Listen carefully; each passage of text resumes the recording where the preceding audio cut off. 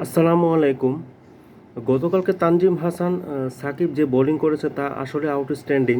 তানজিম সাকিব আসলে বাংলাদেশের অন্যতম উদীয়মান ক্রিকেটার। তো গতকালকে তিনি 4 ওভার বল করে 17 রান দিয়ে তিনটি গুরুত্বপূর্ণ উইকেট নিয়েছেন আফ্রিকার।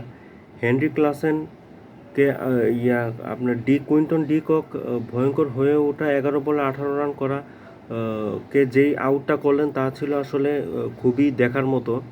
কারণ কারণ কুইন্টন ডি কক কিন্তু আপনার ভয়ঙ্কর হয়ে উঠতেছিলেন।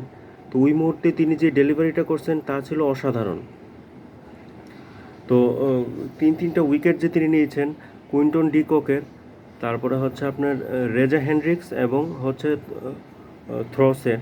তো কুইন্টন ডি কক যে 6টা মারলেন, সেই কুইন্টন ডি কক কিন্তু প্রায় সেট হয়ে যাচ্ছিলেন ব্যাটিংয়ে। তো সেই সেট হওয়া মুহূর্তেই তিনি তাকে একটা অসাধারণ ডেলিভারিতে বোল্ড করলেন, যেটা পুল করতে বাধ্য করলেন। কুইন্টন ডি কককে প্রায় ফাঁদে ফেলেই তানজিম হাসান সাকিব আউট করলেন। তো তানজিম হাসান সাকিবকে যখন নেওয়া হয়েছিল বিশ্বকাপের স্কোয়াডে, তখন কিন্তু অনেকেই অনেক সমালোচনা করেছিলেন, কেন তানজিম সাকিবের রিপ্লেসমেন্ট তো আপনার সাইফুদ্দিনকে নিতে পারতেন এটসেট্রা। কিন্তু তানজিম হাসান সাকিবের যেই পেস পেস ভেরিয়েশন সেটা কিন্তু আউটস্ট্যান্ডিং। তো সে কিন্তু তার ওয়ার্ক ইথিক্সটা ঠিক রেখে কাজ করে যাচ্ছে তানজিম সাকিব। তো সে কিন্তু তার ইফোর্টটা সর্বোচ্চ উজাড় করে দিচ্ছে দলের জন্য। কারণ কালকে যে বলটা করেছে তা তিনি আসলেই কিন্তু অ্যাডমাইরেবল। তার কন্ট্রিবিউশন বলেন, ডেডিকেশন বলেন তানজিম সাকিবের, সেটা ছিল অসাধারণ। তো তানজিম হাসান সাকিব যে কাজটা করেছেন সেটা আসলে আনবিলিভেবল। তো সাউথ আফ্রিকার ব্যাটিং লাইন আপকে তিনি পাওয়ার প্লেতেই ধসিয়ে দিয়েছেন। 6 ওভারের মধ্যে আফ্রিকার চারটি উইকেট নাই। তো কালকে আমাদের তাসকিনও ভালো বল করেছেন, 4 ওভারে 19 রান দিয়ে দুইটা উইকেট নিয়েছেন। তো যে কারণে কিন্তু আফ্রিকা খুব বেশি বড় স্কোর করে নেই। তো 2021 সালেও কিন্তু আফ্রিকার কাছে আমরা বেশ বড় ব্যবধানে হেরেছিলাম।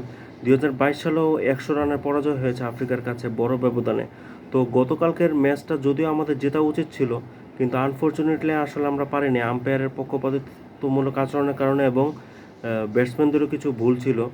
বিশেষ করে আমাদের টপ অর্ডার ব্যাটসম্যানরা ফেইলার করেছে, যেটা আমি ইনশাল্লাহ আমাদের যে টপ অর্ডারের যে ব্যর্থতা সেটা নিয়ে আরেকটা ইন্ডিভিজুয়াল ভিডিও বানাবো। তো এই যে দেখেন তানজিম হাসান সাকিব নিজেরকে ডেডিকেশন বলেন, নিজের ওয়ার্ক এথিক্স বলেন, উজাড় করে দিচ্ছেন, কিন্তু আমাদের টপ অর্ডারদের ফেলারের কারণে কিন্তু আমরা গতকালকের ম্যাচটা হেরেছি।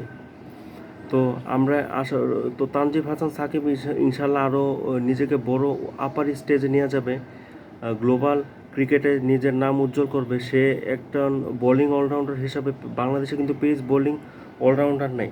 তো সেই ক্ষেত্রে যদি তানজিম হাসান সাকিব এবং সাইফুদ্দিন এদেরকে যদি একটু ঘষা মাজা করা যায়, প্র্যাকটিস করিয়ে যদি পরিশানিত করা যায়, তাহলে কিন্তু আমাদের বাংলাদেশ দলের জন্য ভালো, আমাদের দেশের জন্য ভালো, এবং তারা আমাদেরকে লং টাইম একটা সার্ভিস দিবে। কারণ আমাদের কিন্তু পেস বোলিং অলরাউন্ডার নেই আমাদের একাদশে বাংলাদেশ ক্রিকেটে। তো আজকে এই পর্যন্তই। Best wishes for Tanzim Sakib for next matches. এবং কমেন্ট বক্সে আপনাদের মন্তব্য মতামত আশা করছি। আসসালামু আলাইকুম ওয়া রাহমাতুল্লাহি ওয়া বারাকাতুহু।